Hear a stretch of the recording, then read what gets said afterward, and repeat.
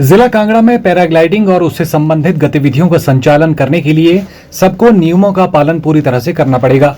जिले में यदि कोई पायलट, ऑपरेटर या एसोसिएशन पैराग्लाइडिंग उड़ान से संबंधित नियमों की अवहेलना करते हुए पाया जाता है तो उस पर नियामक समिति द्वारा जुर्माना लगाया जाएगा तथा नियमानुरूप दंडात्मक कार्रवाई भी अमल में लाई जाएगी। ये बात धर्मशाला में उपायुक्त कांगड़ा हेमराज बैरवा ने कही। उपायुक्त कांगड़ा ने कहा कि प्रदेश सरकार जिला कांगड़ा को राज्य की पर्यटन राजधानी के रूप में विकसित करने की दिशा में काम कर रही है। उन्होंने कहा कि हमारी पर्यटन गतिविधियों में एरो स्पोर्ट्स गतिविधियां, विशेषकर पैराग्लाइडिंग, विश्व भर से पर्यटकों को आकर्षित करती है। इसीलिए पैराग्लाइडिंग के संचालन से संबंधित पर्यटकों की सुरक्षा से किसी भी प्रकार का समझौता नहीं किया जा सकता। पैराग्लाइडिंग में आप देखोगे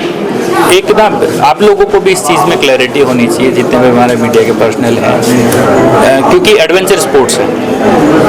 तो एडवेंचर स्पोर्ट्स में सेफ्टी के जो पैरामीटर्स हैं बहुत हाई होते हैं और उनको हम फॉलो करवाते हैं हमारे जो भी ऑपरेटर होते हैं। और जितने भी इंसिडेंट हुए हैं, अगर आप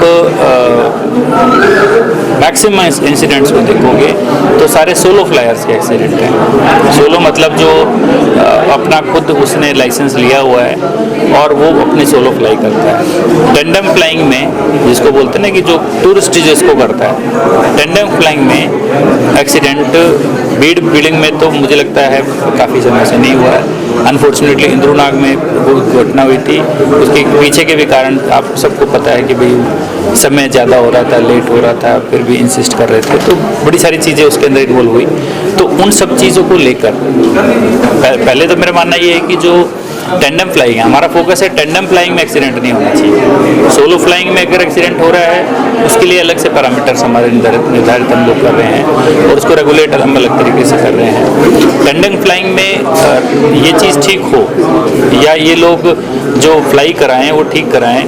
उसके लिए आवश्यक है कि जो सेफ्टी के बेंचमार्क्स हैं वो फुलफिल हों। तो उसमें हमने मार्शल्स डिप्लॉय किए हुए हैं दोनों जगह, और जो फ्लाइंग की जो रेट है उस रेट को भी, जब मार्केट में कंपटीशन हो तो कई बार किसी को लगता है कि चलो सस्ते में करा देते हैं, जल्दी हो जाएगा, हमें ज़्यादा काम मिल जाएगा। तो वहाँ पर भी हमने मिनिमम और मैक्सिमम फ्लोर तय कर दी कि भाई ऐसा नहीं कि आप कंपटीशन के चक्कर में आप बिल्कुल ही 1000 रुपये में आप किसी को पैराग्लाइडिंग करा दो और 1000 में आप रोज़ की से 15-20 करा रहे हो, तो आपकी खुद की कैपेसिटी, आपकी इक्विपमेंट की कैपेसिटी है, तो उस पर कहीं ना कहीं अपना सेफ्टी कॉम्प्रोमाइज़ होती है। तो उस चीज़ को भी हमने तय किया है। दूसरा सबसे इम्पॉर्टेंट हमने ये किया है कि जो सब डिवीज़न लेवल पे हमारे ऑफिसर्स हैं जो रेगुलर उस चीज़ को मॉनिटर भी कर सकते हैं, तो डिसिप्लिनरी जो कंट्रोल है, जो पावर्स हैं फाइन कराने की, चालान करने की, वो हमने सब डिवीज़न लेवल कमेटी को डेलीगेट कर दी और उनको हमने निर्देश दिए हैं कि आप अपने ऑफिशियल्स को ID कार्ड देकर, चालान बुक्स देकर उनको फील्ड में रखें। कभी भी उनके सामने इस तरीके की घटना होती है कि कोई ओवर चार्ज कर रहा है या लेस चार्ज कर रहा है या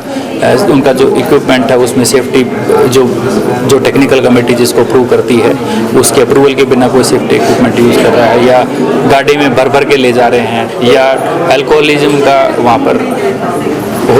इंसिडेंट होता है या ओवर शूट करते हैं, टाइम को बाद में करते हैं, पहले करते हैं, या